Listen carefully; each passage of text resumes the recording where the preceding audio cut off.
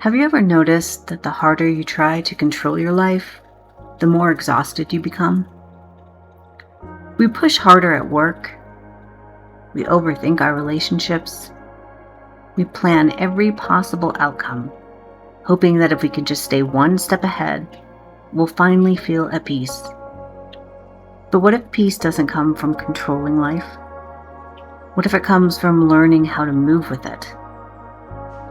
Today, I want to share 4 ideas that have helped me stop fighting life and to start trusting it. Number 4, nature doesn't force growth. This is something I notice every time I step outside. Nothing in nature seems to be in a hurry. The pine trees on my property don't wake up every morning wondering if they're growing fast enough. Wildflowers don't compare themselves to the flowers beside them. Even the seasons never rush. Spring doesn't apologize for taking its time. Summer doesn't cling when autumn begins. Nature grows steadily, patiently, and without self-judgment. Yet somehow we've convinced ourselves that if we're not constantly striving, we're falling behind. We measure ourselves against everyone else. We believe every moment has to be productive. We confuse motion with progress. But nature reminds us that healthy growth often happens quietly. Some of the most important changes in our lives happen underground long before anyone else can see them. Maybe your life isn't behind schedule. Maybe it's simply growing in ways that aren't visible yet. Number 3, the more we grip, the more we suffer. One of the hardest lessons I've learned is that so much of my stress wasn't coming from life itself. It was coming from my need to control it. I wanted certainty. I wanted guarantees. I wanted everything to happen according to my timeline. Maybe you felt that too.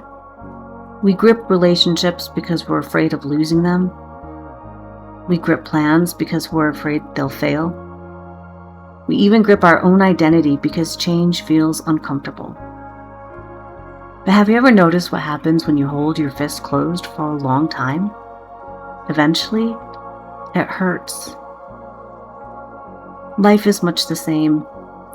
Sometimes the suffering isn't caused by what's happening. It's caused by how tightly we're holding on. Number 2, water shows us a better way. There's a reason Taoist teachers talk about water so often. Water is incredibly soft. You can run your hand through it. You can splash it. It offers no resistance. And yet over time, water carves canyons. It shapes mountains. It smooths rough stones. Not because it's stronger than rock, but because it never stops flowing. When water meets an obstacle, it doesn't panic.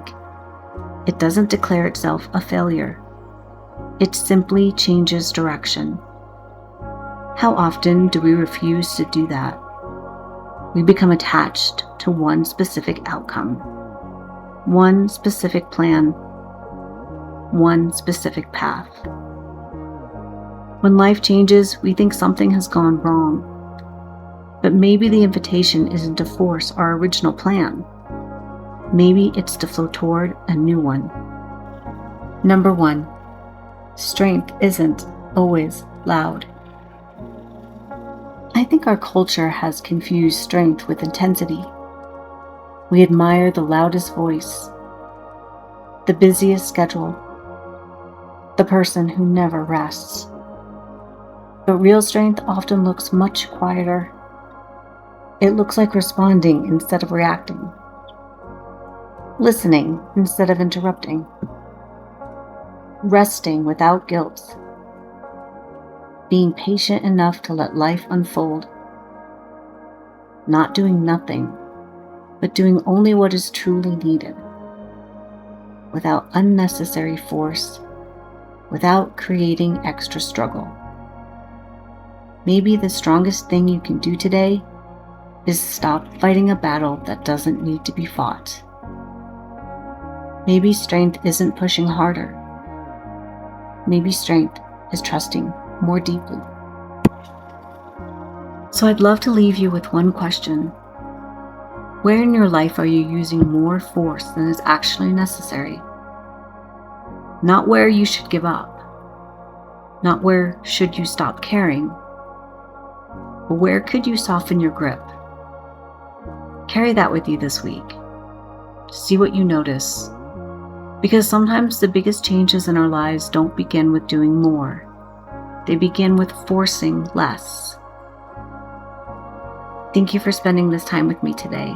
And until next time, take the softer way.